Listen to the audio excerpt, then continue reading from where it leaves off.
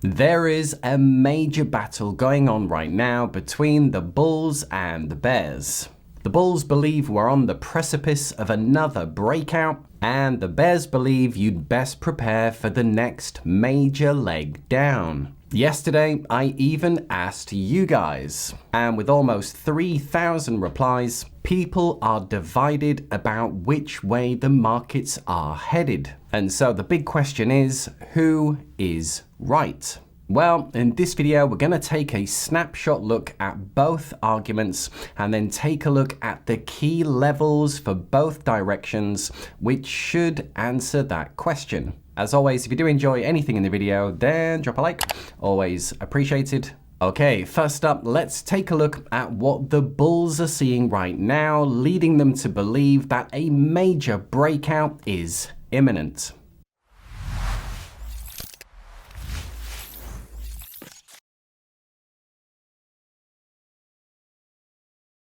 And so, starting with the bulls, and we are looking at the US inflation rate, one of the big things going on right now. And this is a great long-term chart going all the way back to 1880. Now, the main point here is not that inflation had crazy swings from 20% down to negative 20% on a couple of occasions. We are looking at what has been going on most recently. And the bulls will say that inflation has already peaked and it's on its way down. So the bull case is always trying to predict what's happening next. So they'll be saying things like inflation is already priced in and you have to look at forward-looking indicators. And for them, inflation is on its way down, so you need to be ahead of the curve.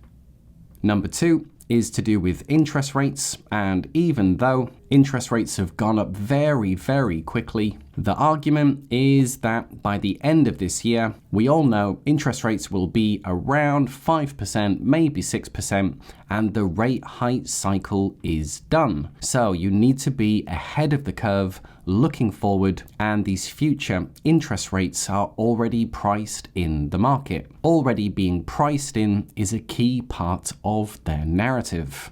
And then from a technical analysis point of view, there's also been a pretty big milestone. So this is Bitcoin, this is crypto's epic crash of 2022. Here we are in 2023, and the big thing to note here is that there's recently been a golden cross.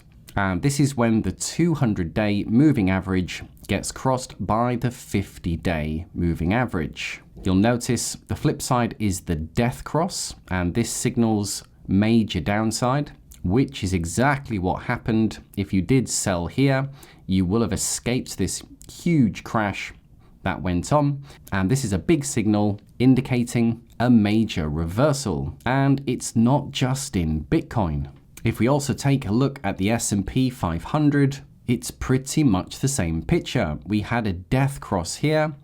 We had lots of downside, and then we've recently had this golden cross. So from a TA point of view, a couple of major signals have been flashing.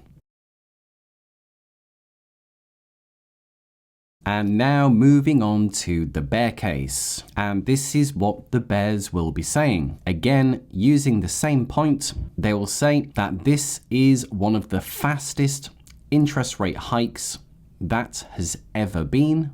And we're on the way to either 5% or 6%, and that it doesn't really matter if interest rates stay at 5 or 6% because this is a high interest rate environment, which is not good for growth. So it's not about rates stopping, it's not about it already being priced in, it's about it being a high interest rate environment. Historically, markets don't explode when interest rates are high.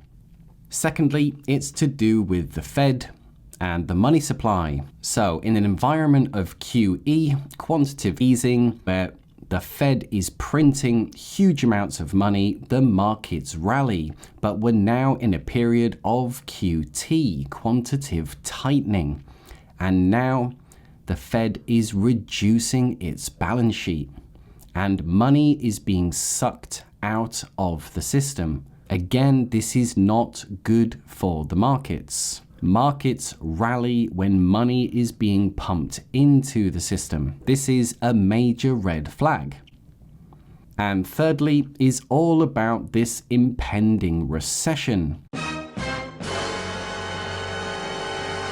And it is true that top economists are split about whether there's going to be a recession or whether it's going to be a soft landing, hard landing, no landing in terms of how severe. But it looks like the US will be going into recession. And what does this mean? Well, here is the S&P 500 over the long term, and overlaid these gray bars are the recessions that have happened. So are recessions good for the markets? Well, let's take a look. S&P 500 rallied up as soon as the recession hit, a major drop. Markets rallied up, began rolling over, recession hit, markets drop. Recession hits, market drop. Recession hits, market drops. Recession hits, market drops. Market drops, market drops, market drops. Do you see a trend? So if a recession is coming to the US, this is not good for the markets. And if stock markets crash, what do you think is going to happen to crypto? More likely than not, crypto will be going lower.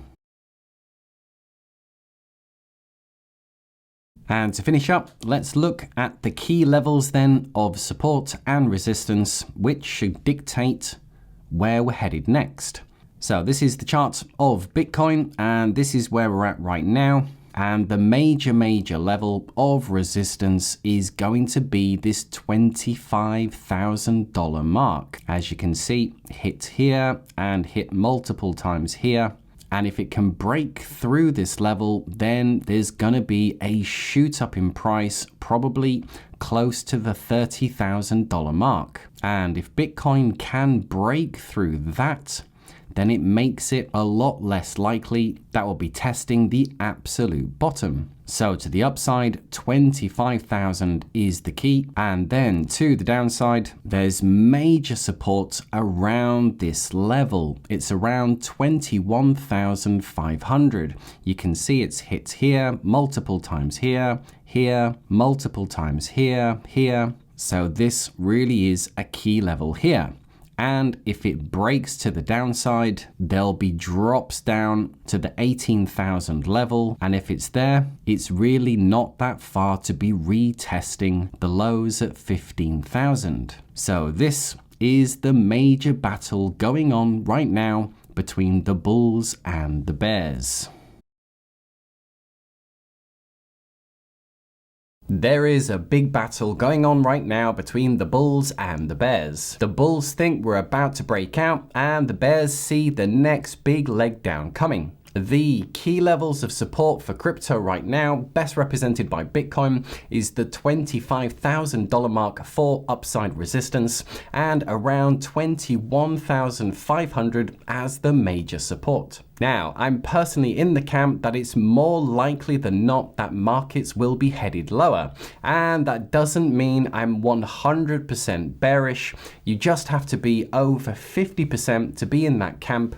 And I'm probably more around 60-40, maybe 70-30 that we will retest the lows. But with a decent chance that it also never happens. So there you are, guys. Hope you enjoyed. Now, everybody, investors, economists, large and small, are pretty much divided right now. So the next couple of weeks is going to be critical. And for now, just to say, if you did enjoy anything in the video, then drop a like, and a big thank you to everyone who does, and I'll see you in the next video. Bye for now.